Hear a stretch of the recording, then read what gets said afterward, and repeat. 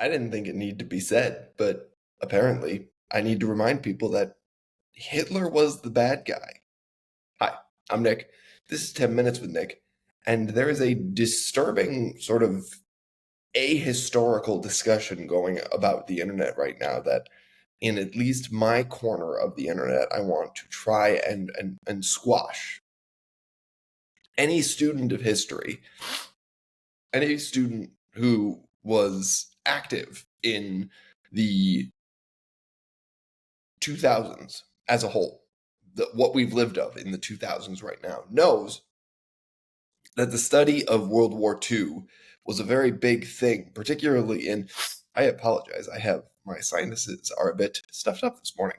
It's because I traveled across the country. Anyways, any student of history knows that we've studied World War II extensively, front to back, including the motivations of the Third Reich. The sympathy for Hitler is not a new phenomenon, as it was popular with like the Ku Klux Klan, for instance, in the late 20th century. I hate saying that. I was born in the 20th century, but I digress. It was popular then, but it's been revived here recently by new students of history who are acting as sort of these like brave truth tellers, revealing this truth onto the world that, my God, did you see what the British did to the Germans? Let's be clear about something. The timeline of World War II is very, very clear. Germany and the Axis powers were 100% the aggressors in World War II. Germany, while after World War I, it was being brutalized as the Weimar Republic and was absolutely economically in strife. By the time the 1930s were rolling around and the Great Depression was happening around the world, Germany was actually beginning its recovery. Things were starting to look better in Germany because the rest of the world had gone to hell as well. That's the phenomenon of economics, right?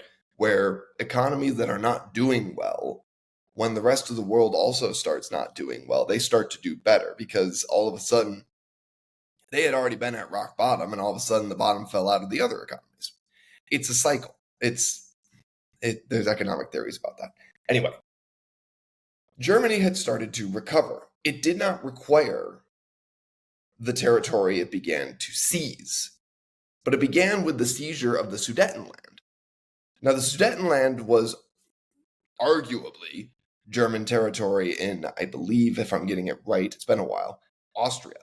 And the seizure of the Sudetenland was the first step in Germany's attempts to reclaim what it saw as its rightful empire, or at least what Hitler saw as Germany's rightful empire. I'm not going to impute onto the German people Hitler's desires and intentions. Now, the timeline again is clear.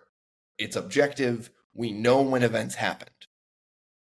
Whether or not you like Winston Churchill's personality, he was not the aggressor in World War II. And we know for a fact Hitler's many calls to peace in Europe were usually attempts to sucker punch the world around him.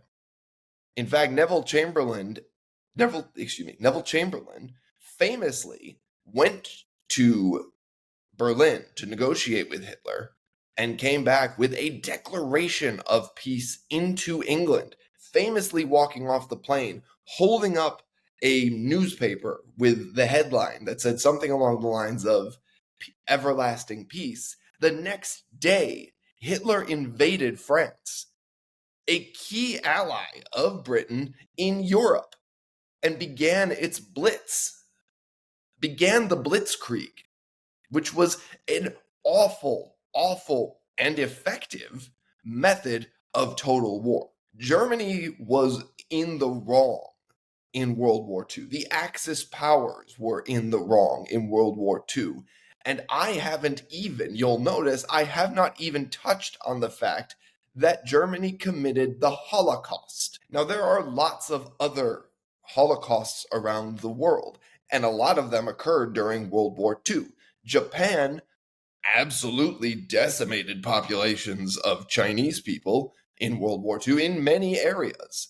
Japan was brutal in World War II and specifically targeted the Chinese and the Koreans, specifically in the same manner that the Germans targeted the Jews. That was incredibly motivated by a hate for a specific group. Russia was awful in World War II, and they continued to be awful well into the 1950s. We are talking in history here about very, very clear bad guys.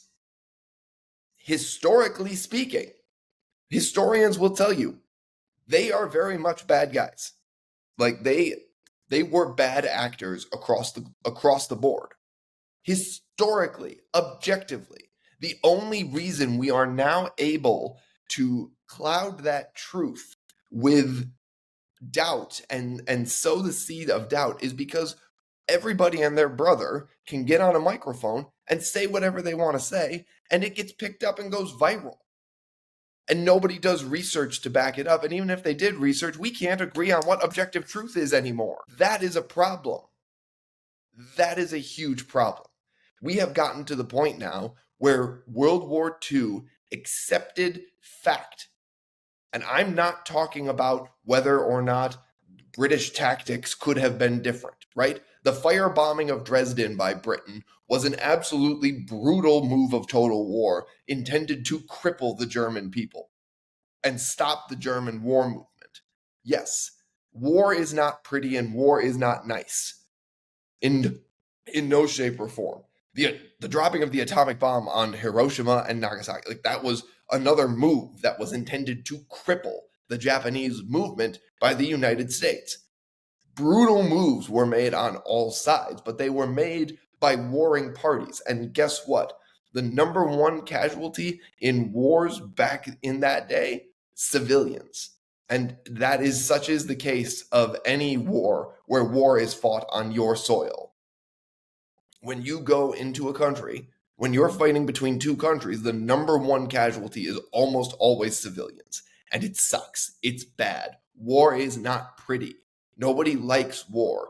War is politics of last resort. There are books and books and books and books and books written on war because of this reason, because we try to prevent it so hard. And yet it still happens because there are aggressors and there are defenders. And when aggressors and defenders meet, the people stuck in the middle are the civilians who are trying not to fight at all. That is war.